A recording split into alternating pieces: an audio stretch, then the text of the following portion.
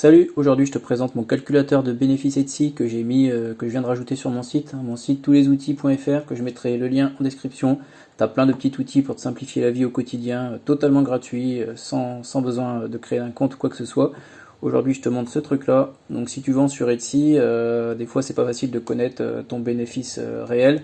Donc ici j'ai créé un petit calculateur qui va comprendre toutes les charges Etsy, les frais de port, la TVA et tout. Comme ça te permet de calculer réellement ton bénéfice net par rapport à ton chiffre d'affaires. Donc imaginons que tu vends un article, ici on va dire à 40 euros, tu as mis des frais de port à 4,9, donc ça c'est l'acheteur qui va les payer.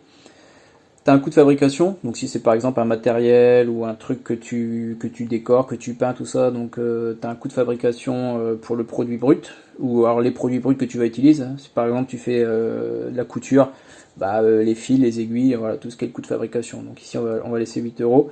Et les frais d'expédition, donc ça c'est ce que tu fais payer. Non, ça c'est les frais réels, pardon.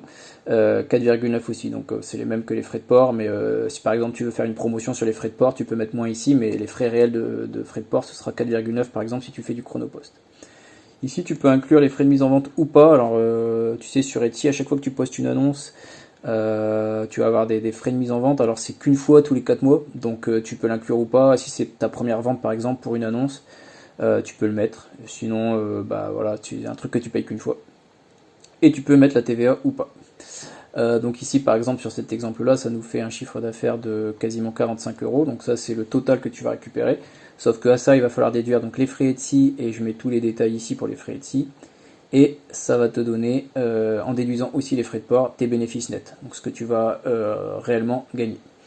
Ici tu as un petit détail ensuite avec les marges, donc tu as ta marge brute ici, les frais Etsy, et les coûts, donc c'est-à-dire ce que ça t'a coûté pour la fabrication.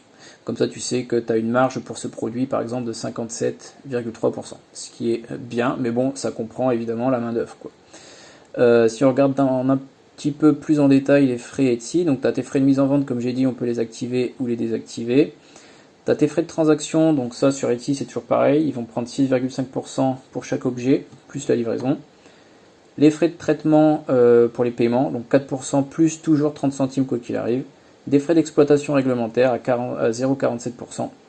Et la TVA, comme j'ai dit, la TVA, tu peux l'enlever si par exemple tu ne payes pas de TVA pour X raison. Mais sinon, moi je mets la TVA par défaut. Et donc ici, ça te donne le total.